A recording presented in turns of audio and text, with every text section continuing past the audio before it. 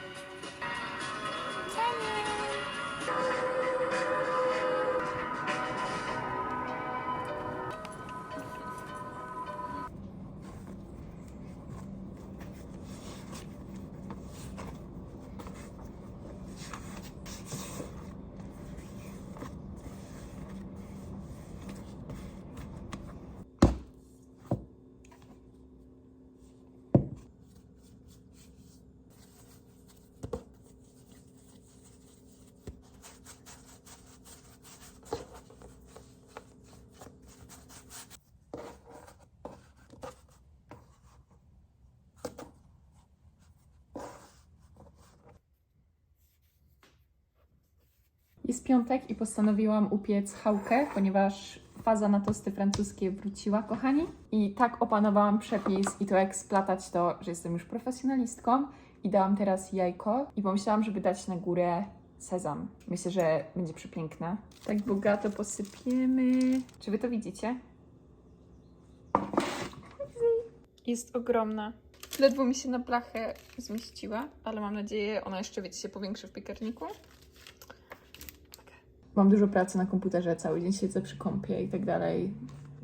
Dużo, żeby opowiadać, bo się wydarzyła jedna rzecz, ale jak będę miała więcej siły, tak psychicznie i ogólnie, to opowiem wam, co się wydarzyło, bo chodzi o moją szkołę. Ale na razie nie mam siły. Kochani, upieczenie chałki czy jakiegokolwiek innego chleba daje tyle satysfakcji, ponieważ to jest tak piękne. Wyszła idealnie. Dziękuję, dziękuję. Kłaniam się. Oh my God. Look at this.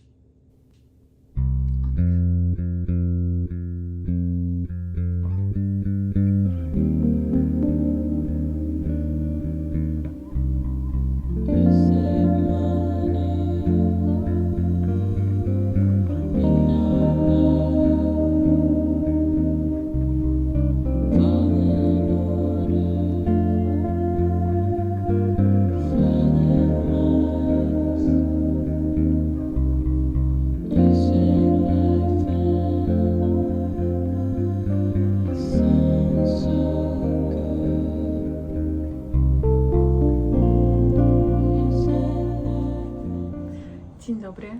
Wczoraj upiekłam chałkę. Przez to, że tak dużo myślę o tostach francuskich i tak dalej, mam takie, że muszę upiec chałkę i zrobić tosty tak zupełnie od podstaw i wyszła idealnie. Zobaczcie.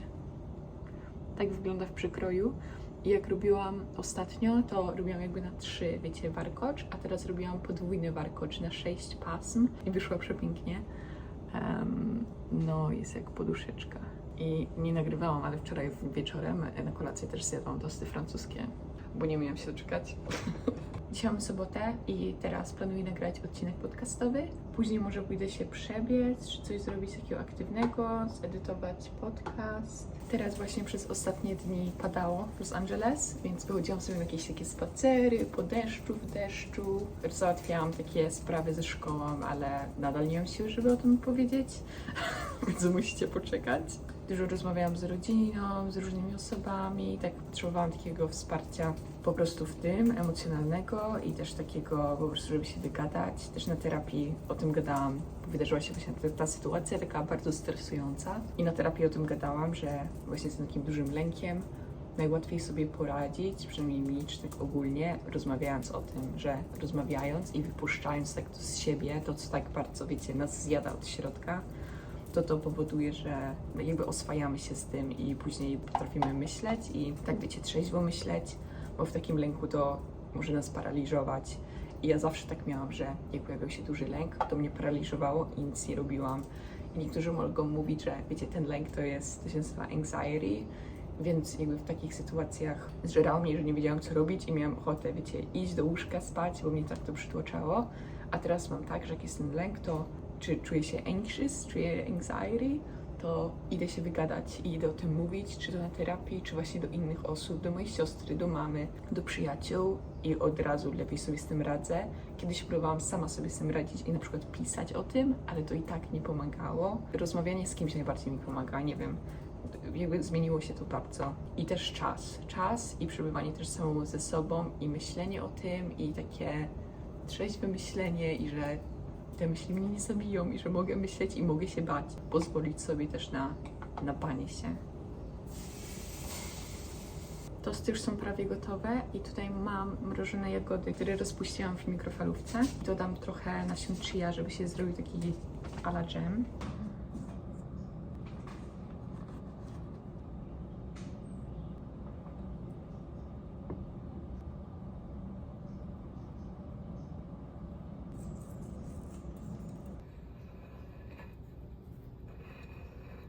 Robimy taste test, chociaż już spróbowałam. Chałka i rogaliki maślane. Właśnie mega mi się kojarzą z dzieciństwem. I pączki i tak dalej.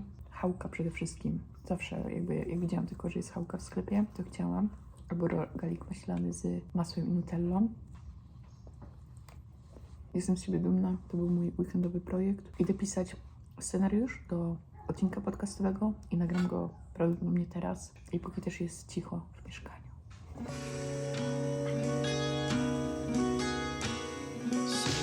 We think we don't deserve it.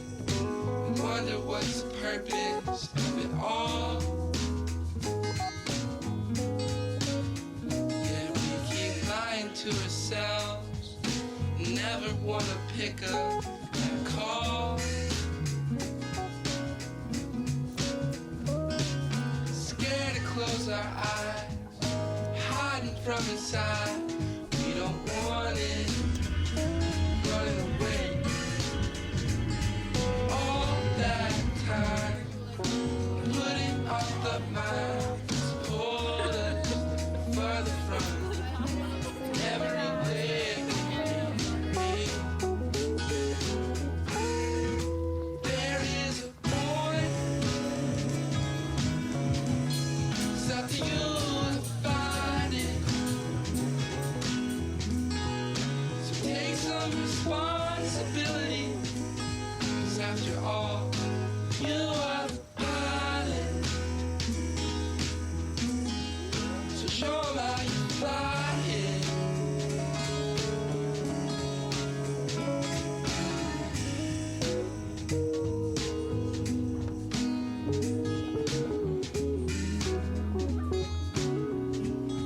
Robię pancake z kaszy gryczanej.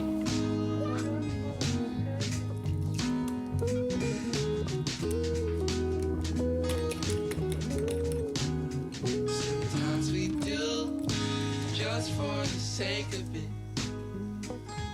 One day we'll all know that the world is only what we make of it. So make sure that it glows.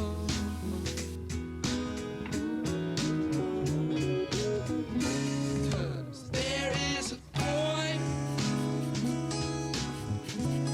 It's up to you to find it. Wczoraj wyszłam z dziewczynami na miasto, więc tak, poszłam spać o 2:00, wstałam o 7:00, ponieważ jestem przyzwyczajona i zrobiłam godzinną praktykę jogi. Zostawię wam link w opisie do tej praktyki, którą robiłam. To jest Boho Yoga, coś tam. I ten kanał ogólnie jest moim odkryciem, jeśli chodzi o medytację i właśnie jogę. I mają fajne godzinne praktyki vinyasa, albo flow, albo stretching, albo jakaś power yoga. Czuję się tak dobrze i bardzo to było podobne do tego, jak chodzę do tego studia. To właśnie jest bardzo podobna taka godzinna praktyka, więc polecam. Amazing. Czuję się tak dobrze, czuję się oświecona. I to. Spróbowałam w 2 restauracjach naleśniki na bazie mąki gryczanej i to jest chyba moje nowe odkrycie. Ogólnie kasza gryczana jest amazing. przeszkadzają mi włosy. Mamy 9:30, dzisiaj idę się spotkać z Natalią. Natalia jest pół Polką, pół Amerykanką. Urodziła się, wychowała się tutaj. W ogóle opowiadam wam o wszystkich moich znajomych. Może nie powinnam, jakby dlaczego. Wydaje mi się, że po prostu tak uwielbiam dziewczyny, że się chcę nimi dzielić. Ale i tak idę się spotkać z Natalią. Muszę się też zalogować, jeżeli chodzi o szkołę. Mogę wam teraz opowiedzieć, że jak wiecie, miałam kończyć szkołę teraz w lutym, 9 lutego, a okazało się, że jedną klasę, jak były pożary, nie zdążyłam się zalogować w czasie, kiedy było trzeba się zalogować. Zalogowałam się dopiero w 6. dniu od rozpoczęcia semestru i zostałam jakby wyrzucona z tej klasy. I pisałam do profesora, że kończę, że zaczęłam aplikować o OPT i że to jest bardzo poważny proces, nie wolno wcześniej niż 3 miesiące aplikować. Więc mu to wytłumaczyłam. Później, że były pożary i że nadrobię wszystko i tak dalej. I wiecie, to był dopiero pierwszy tydzień szkoły, ale semestr trwa 4 tygodnie, bo to jest zimowy semestr. Napisałam do niego, on napisał, że rozumie i że się zgadza. Napisałam do takiego admission center. Oni też powiedzieli, że rozumieją sprawę i że skontaktują się z profesorem. Napisałam znowu do profesora, pomiędzy nimi jakby kontaktowałam się i profesor dał mi taki kod, gdzie trzeba go podać, żeby dołączyć do klasy. Oni go zaakceptowali, później czekali na potwierdzenie i dosłownie nie wiem kiedy, nagle nie dostaję żadnej odpowiedzi przez tydzień. I piszę do obu osób, piszę też do mojej school counselor i tak dalej, tłumaczyć tą sytuację. I nagle ten profesor do mnie pisze, że już jest za późno i że nie mogę do tej klasy dołączyć. I mam takie... what? Ale okej, jestem wkurzona i piszę do mojej school counselor, wytłumaczam całą sprawę i dzwaniam się z nią, bo to jest bardzo pilne. I ona mówi, że przejrzała mój plan edukacyjny i ja jeszcze muszę jedną klasę zdać. Że pomimo, że tej, której nie wzięłam, to jeszcze jest jedna, gdzie ona nie dopatrzyła, że muszę ją wziąć. Więc nawet jeżeli bym była w tej klasie, to i tak nie mogłabym zdać teraz. Jakby to jest takie poza moją kontrolą. Ja nie wiem, jak to działa, jeżeli chodzi o plan edukacyjny, ile muszę mieć klas, żeby zdać ten kierunek, jakby skąd ja to mam wiedzieć. Oni się tym zajmują. Więc później kontaktując się jeszcze z inną panią z International Office, która zajmuje się takimi studentami, dostałam wiadomość, że moje takie pozwolenie na udział, jakby na uczęszczanie do uczelni kończy się 9 lutego. Dzisiaj. Dosłownie dowiedziałam się to w zeszłym tygodniu i miałam jakoś 4 dni do końca tego.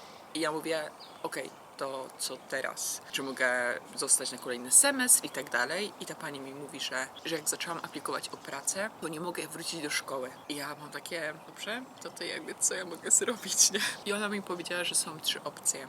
Że jedna to jest, że przetransferują mnie do innej szkoły, do innej uczelni i oni mi wystawią takie I-20, ponieważ wiza i I-20 to są osobne rzeczy. I-20 to jest takie pozwolenie, że się chodzi do szkoły, a wiza to jest coś innego w paszporcie. Więc to jest, chodzi o taki dokument I-20. Druga opcja to było, żebym wyleciała ze Stanów Zjednoczonych i re-entry the country, czyli wróciła, przeszła przez granicę ponownie. Jak ja to usłyszałam, to prawie zemdlałam. Co? A trzecie to było, że przepisze mnie na wizę turystyczną. Więc chyba to jest taki najgorszy horror, najgorsze informacje, które może usłyszeć ktoś, że takie, no za chwilę ci się kończy i będziesz musiała wylecieć, bo inaczej będziesz tutaj nielegalnie. Ja dosłownie przez 2 dni mnie zamroziło, jakby miałam też terapię, o tym pogadałam, było dużo lęku, bardzo się bałam, chodziłam na spacery, miałam takie, okej, co mogę zrobić, to mogę zrobić, zaczęłam kontaktować Immigration Center, wysłać list pocztą ekspresowej, żeby anulować tę moją aplikację o pracę i wiecie, jakby wszystko, co mogłam robić, robiłam i dostałam wiadomość później maila od tej pani, która się zajmuje studentami, że skontaktowała się z tym SEBI, z tym Immigration Center i mój case jest bardzo wyjątkowy i powiedziała, że pozwolą mi zostać w tej samej szkole na jeszcze 1 semestr, tylko że muszę anulować to takie jakby o pracę, tą aplikację, czyli straciłam $400, bo oni mają tak w regulaminie, że nie robią zwrotów. Też bym chciała sobie dać taką zasadę. Nie ma zwrotów. I jestem nadal mega zła, jeżeli nie widać po mnie. No i zostaję jeszcze na 1 semestr w mojej szkole. I wszystko się dobrze skończyło. Jak ja dostałam tego maila, że mogę zostać i że jakby to jest załatwione, to miałam takie, to ile mnie stresu to kosztowało? Ja dosłownie trochę nie umiałam żyć. Jakby ja nie umiałam jeść, ja nie umiałam oddychać, ja nie umiałam spać, bo to jest chyba taki najgorszy horror i starałam się tak jakby uspokajać i że co ma być, to będzie, whatever, jeżeli będę musiała wyjechać za granicę, bo to był taki mój największy lęk, jeżeli muszę wyjechać za granicę i nie wiem, być w Polsce na parę miesięcy i później wrócić i jakby tu mam whatever, będę podróżowała, w Polsce też będzie fajnie, jakby spędzę czas z rodziną i wiecie, miałam taki już scenariusz, że dobra, że lecę do tej Polski, koniec i że później wrócę sobie na ostatni semestr, no ale wszystko się ułożyło. Dużo mnie to kosztowało, bardzo dużo mnie to kosztowało. Czuję, że się postarzałam o 5 lat, ale wszystko jest teraz dobrze, więc przychodzę opowiedzieć, że wszystko jest dobrze. Idę do szkoły i będę w niej do końca czerwca, później będę ponownie aplikowała o pracę. Więc opowiedziane. Dziękuję. Teraz mogę move on z moją niedzielą.